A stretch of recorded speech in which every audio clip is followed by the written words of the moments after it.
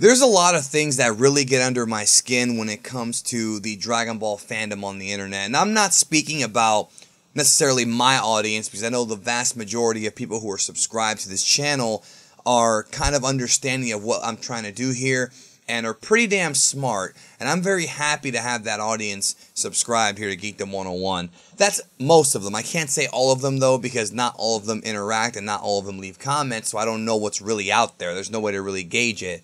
But in the overall fandom, the overall Dragon Ball fandom, one of the things that really gets under my skin is when I see the constant willful ignorance in the Dragon Ball fandom, because all I want to do is make people better fans, make them love Dragon Ball more despite its flaws, and help them understand the more intricate parts of the series. So I'm just letting you know that now before I turn this video into a rant video, which it will become. And I know a lot of you guys like it when I rant, and I will give you rants once in a while. I try to be very positive, but sometimes things just get under my skin, like willful ignorance. Now you're probably, or some of you are probably wondering, okay, well, what do you mean by willful ignorance? Willful ignorance in the Dragon Ball fandom is when you present somebody with evidence, with facts about something, or with a logical conclusion about something, and they refuse to accept it for illogical reasons. Now, let me give you some examples. Recently, I did a video explaining the Dragon Ball Super manga having a plot hole where Bulma says that time passes equally in the future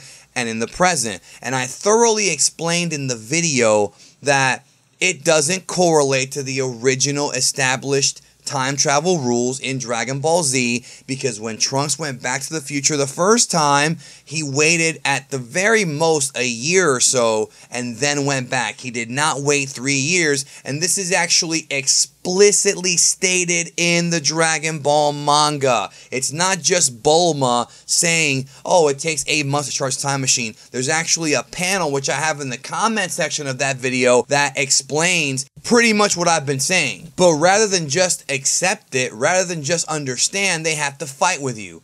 In the manga, Trunks was born in age 766. He told Goku he was 17 when he went back the first time. When he saw Cell's time machine, he saw that it was 3 years after he came back the first time, which was age 788. That's 3 years after the age he went back, right, in his timeline? So as a result of that age being said, there is no possible way that Trunks waited 3 years in the future to go back, because then it would have been age 790 or 791. This correlates with what Bulma said about it taking 8 months to charge the time machine. So I make this video. I didn't put that manga panel in there. I probably should have. And I see in the comment section people arguing with me, telling me that I'm wrong, even though in the manga it says otherwise, and it correlates exactly to what I'm saying. And it just bugged me, because you're sitting there telling me that I'm wrong, and yet you're not even doing your own research to really tell me that I'm wrong. You're just thinking shit and just spewing it. And that's a common thing that we see time and time again. Again, that's willful ignorance. Rather than actually sitting there and saying, you know, let me look into this before I respond. No, you just have to open your mouth, because some people just get off on proving you wrong. And then when they look bad, when they are proven wrong, they either turtle up and get defensive, or they still fight with you using illogical arguments. And it's irritating to me. I have never once actually claimed to know everything about Dragon Ball. I learn new stuff every freaking month, every day. Well, not every day, but you know, I learn stuff pretty damn frequently about this series. And I think I know what I'm talking about to a high degree, I would say. But I can't sit here and say I know everything, because I'm always learning new things. Do you know why? Because I have what's called humility. I'm able to sit there and say, wow, I didn't know that. That's good to know. But people on the internet, I know it's not just Dragon Ball fandom, but people on the internet just cannot accept the fact that they don't know everything. They can't sit there and learn from someone else. They can't sit there and accept reality because it doesn't correlate with their fiction in in their head. And really, that's a bunch of bullshit. I mean, I talked about it years ago about how there are people online that have small dicks and big egos, and it's just constant. Another example, did you know that there's people out there who still believe that Super Saiyan God is stronger than Super Saiyan Blue? Can you believe that I'm still seeing this 2 motherfucking years after Super started?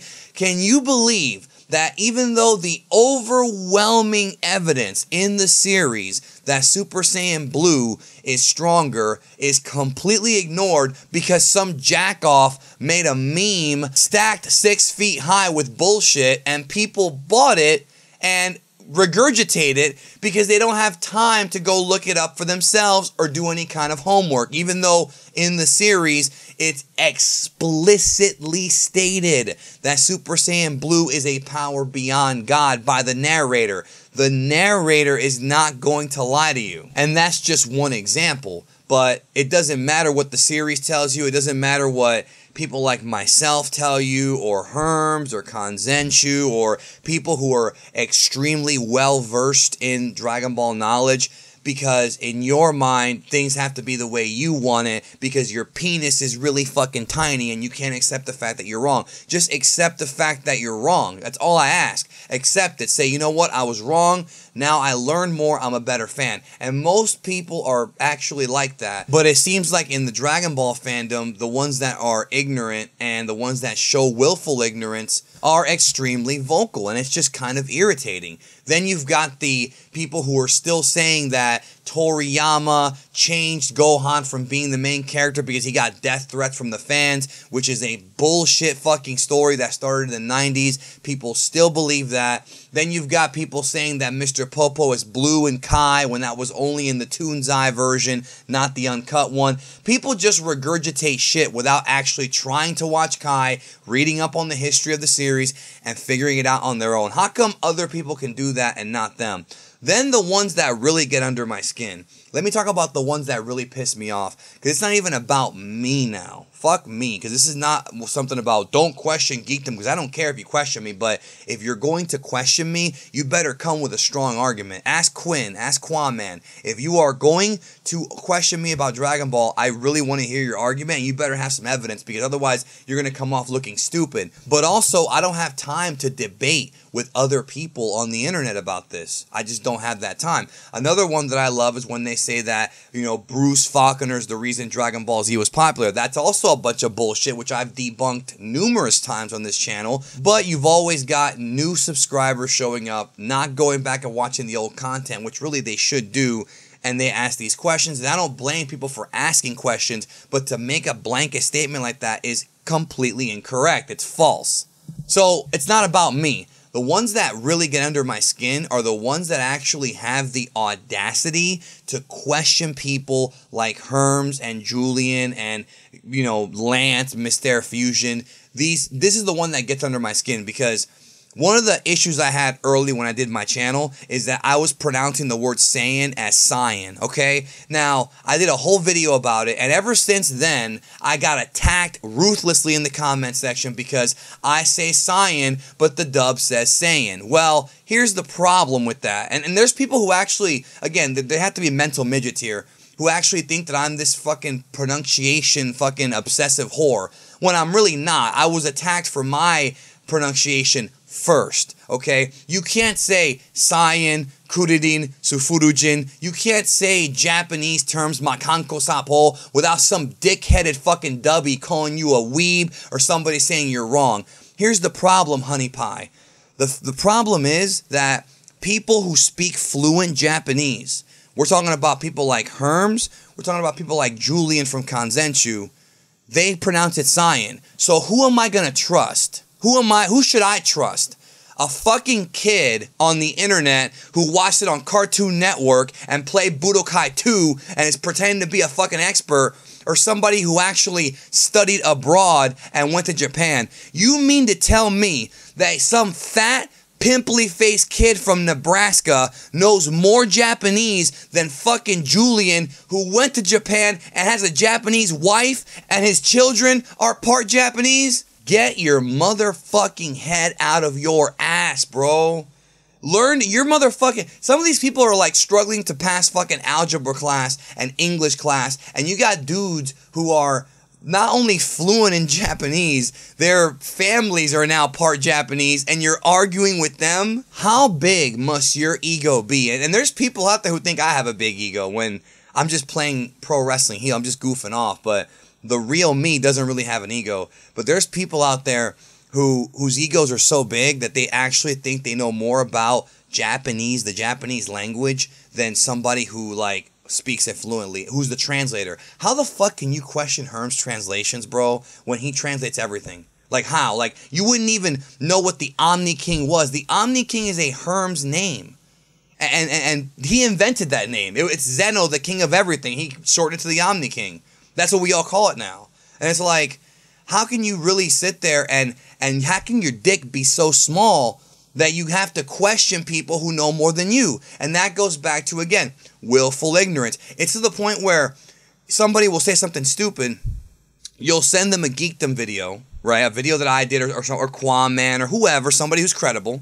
Then they'll question the video. So you send them the Kanzenshu article. Then they'll question that. Then you send them the Herm's translation. Then they'll question that. So you've got all this evidence stacked up against you, but because your penis is microscopic, you absolutely refuse to learn from it and just fight with your bullshit fucking headcanon that contradicts established facts. It's mind-boggling to me. I can't live in fantasy. I have to live in reality. I feel like I'm very grounded and I wish others were, and maybe that's my problem. Maybe I'm trying to make everybody else be a little more real instead of living in fantasy worlds where Gogeta is more powerful than Vegito, Super Saiyan God is stronger than Super Saiyan Blue, and Bruce Faulconer is the savior of Dragon Ball. I can't live in fantasy worlds like that. I can't, all right? So I would just hope that people get this and don't get all defensive and crybaby-ish and understand where I'm coming from. And if it's a little kid, it's one thing, but I've seen a lot of grown-ass men showcase this kind of behavior. And the reality is, bro, it's just a damn cartoon.